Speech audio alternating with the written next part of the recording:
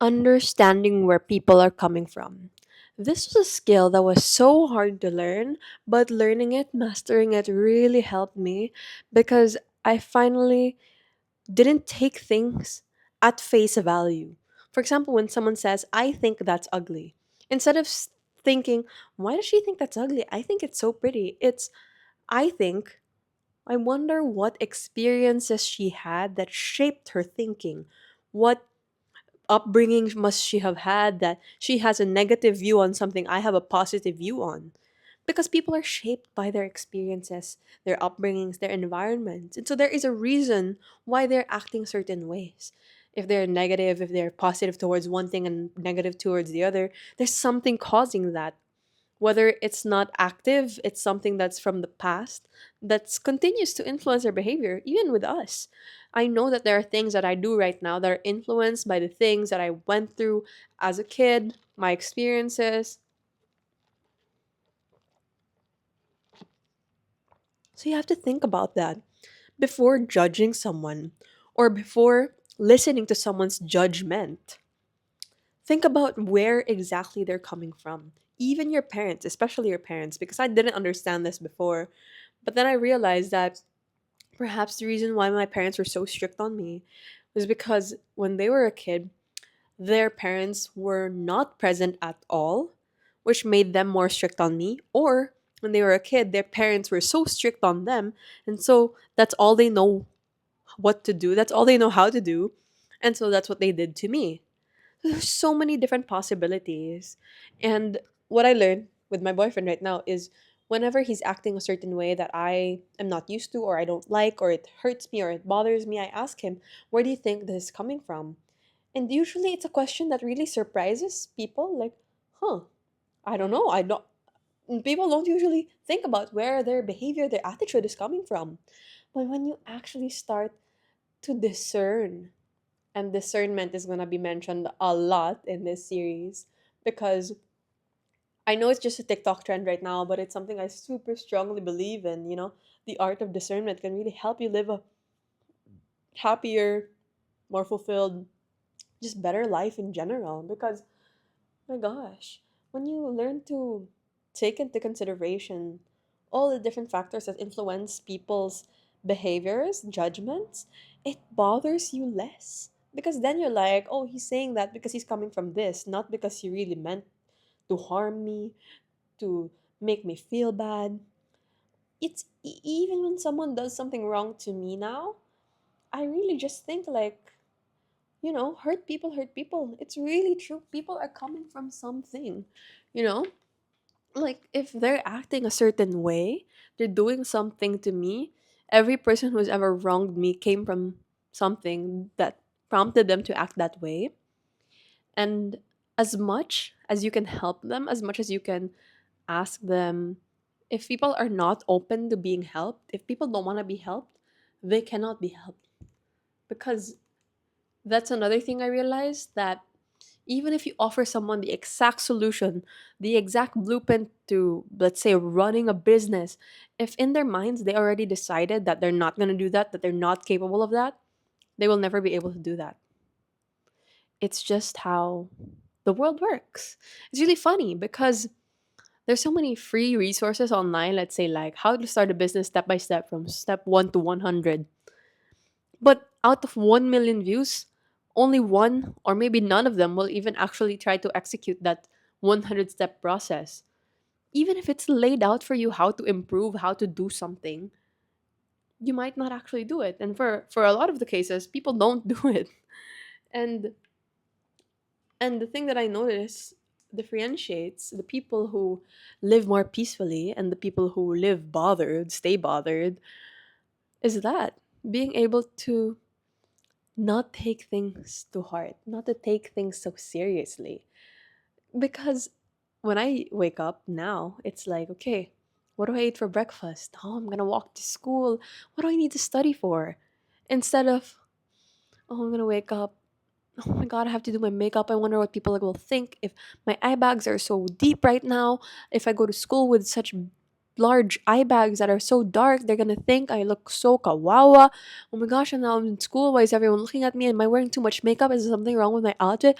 Why were they whispering? Are they looking at me? When you live like that, when you get in your head, you're dead.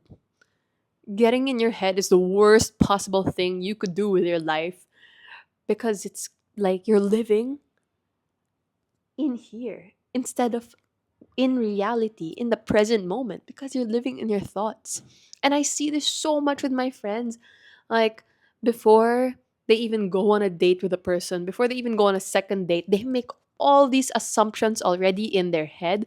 They spend hours, 3 hours thinking about extracting every single little action that happened during the first date, that they made these scenarios in their head and decided for themselves. They made judgments based off of minor little things instead of just directly asking, where did this come from? Why did you do this? And so, in those micro little judgments and decisions and conversations they had in their head, they decided not to go for a second date. When they never even made the effort to ask the person, hey, let's say he didn't finish his plate and he left it dirty, or he didn't put his spoon in the right place, and then it turned you off, like, oh, why does he eat like that? You just think it in your head instead of asking out loud, like, hey, aren't you gonna put that away? Or hey, um when your family usually eats dinner, blah blah blah blah. Like, for me, it's free to ask. I'd rather ask and get the answer than ask myself in my head and spend hours thinking of their answer. Spend hours thinking of what other people are thinking of me. Spend hours in my head thinking about what this other person or what could have happened when I just could have tried. What if I just explored a different possibility and saw for myself what could have happened if I did this other thing? What if I just do that other thing instead of thinking, what could have happened? Right? People spend too much time thinking about the things that they shouldn't be thinking about, including other people. I truly believe that. If you know, I used to stay up at night thinking about what other people might have been thinking about, or if they were thinking about me thinking about them, and I was just drowning in thoughts before. Okay, you have to forgive my 14-year-old self. She needed to hear this. Actually, I might call this series that. I don't know. But I think as I turned like 16, 17, that's when I started to live for myself, to think for myself. Now, when I get up, I think about what good do I want to do to the world today? Which family member should I call and check in? Oh, maybe I should video call my cousins, check how they're doing. Hey, I want to visit my family here and want to visit my family there. I'm no longer thinking about when I wake up in the morning, oh my gosh, I have to look the best. I have to make sure no one judges me. I have to make sure my outfit is perfect because what if they're going to think about that? No more of that.